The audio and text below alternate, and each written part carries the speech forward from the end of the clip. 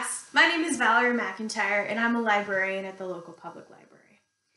I've come here today to present to you some books that I hope will entice you to volunteer for our new Teen Team Leaders program at the library this summer.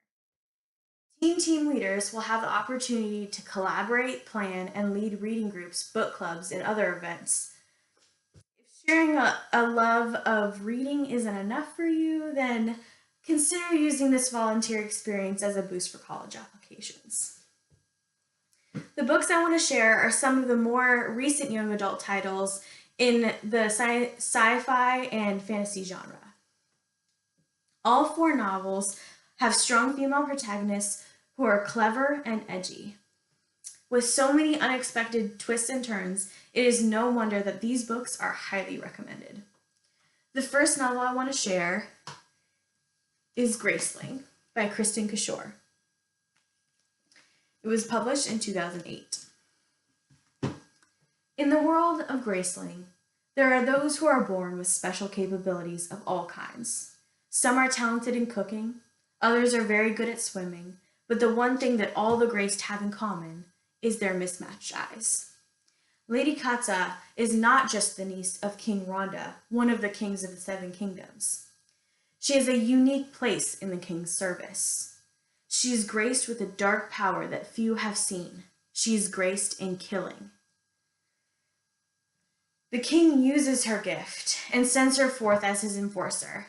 Sickened by her grace and the memories of the many lives that she's been forced to take, Katza secretly rebels against the political advancement of the king. She joins a secret council whose mission is to thwart the king's violence. One fateful night, while on a rescue mission, Katza meets someone who will change her life and her mission completely, Prince Po. Prince Po is also one of the graced. He is graced in fighting, and like Katza, he has done many things that he regrets. In some ways, he is one of the only people who can understand Katza's despair of having a grace that seems so evil. He becomes a partner to Katza and shows her how to view the world in a way that is less dark than it was before. But when Katza is left with the choice of carrying out her mission or leaving Po to die, she must battle with the question that she's been battling with her entire life. Am I good or am I evil? Cashore also presents us with 2 subsequent novels, Fire and Bitter Blue, and the world that she creates in them is really captivating. I honestly could not put these books down until I finished them. So the next book that I would like to share is Across the Universe by Beth Revis. It was published in 2011.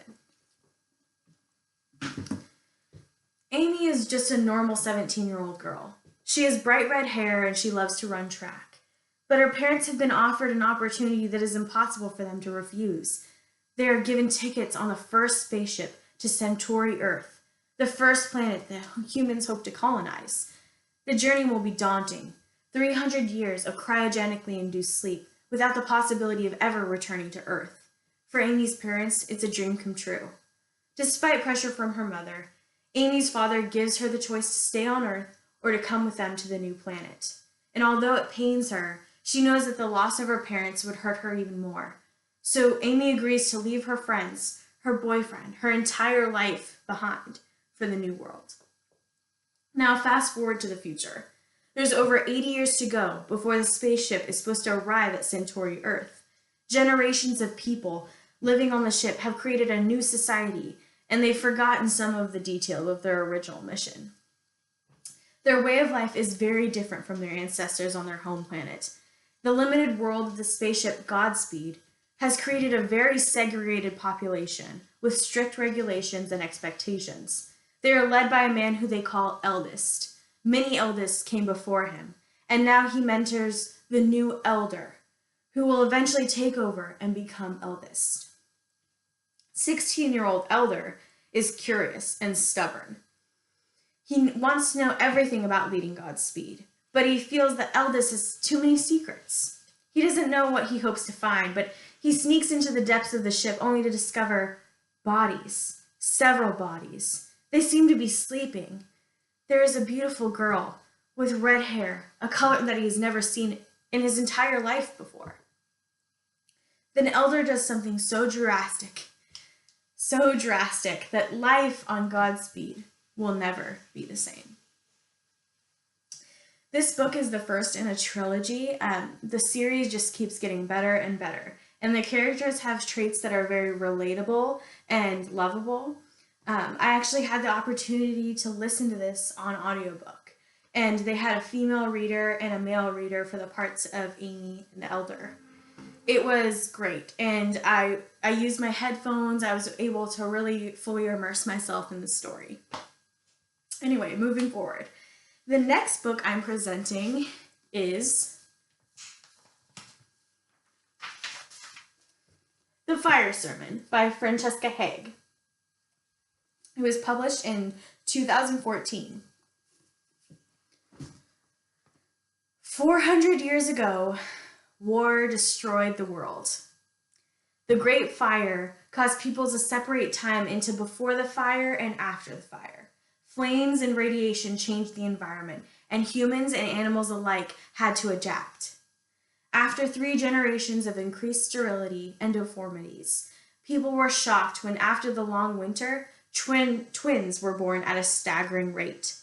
Curiously, there would always be one boy and one girl, but finally, salvation for the species had come. Any happiness was soon squashed when they discovered 2 catches that came with the new adaptation. First, one of the twins would be perfectly formed and healthy. The other would be born with a deformity. The second and most troubling realization was that the twins were linked together. Whenever one felt pain or sickness, the other would feel it also. If one twin died, the other would die too. This led to the segregation of twins. The label of alpha is for the healthy twin, and the term omega is reserved for the deformed twin. The omega is branded on the forehead to indicate their status. When there isn't a definitive answer as to which twin is the alpha, the twins remain unsplit. But ill luck supposedly follows unsplit twins, and they are often outcasted by other folk of the village. Cassandra and Zach are different from other twin pairings. From all outward physical appearances, they are both normal and healthy. But Cass has a secret, and she tries to keep it hidden for as long as possible. She knows things. She dreams of the great fire from the past, and she can see things that have yet to come. Cass begins a dark, dangerous journey of imprisonment, escape, and adventure. After uncovering a terrible plan that alphas have in store for omegas, Cass senses that there is somewhere that she can go to fight back. She saves the life of another omega who has no memory of his life before Cass saves him. She names him Kip. Kip starts getting his memory back, and it is at that point that Cass realizes that the battle has just begun. So this is the first book in a trilogy. I actually haven't gotten around to reading the sequel, but it is on my to-be-read shelf at home. I was really impressed with this book as well because I felt that the story was very different from other dystopian novels that I've read. I haven't really read much about, connected twins. That isn't something I've read a lot of, so I thought this novel was very interesting. Finally, the last novel that I will be sharing with you is actually the only standalone novel I'm presenting today. It is called Uprooted by Naomi Novik, and it was published in 2015.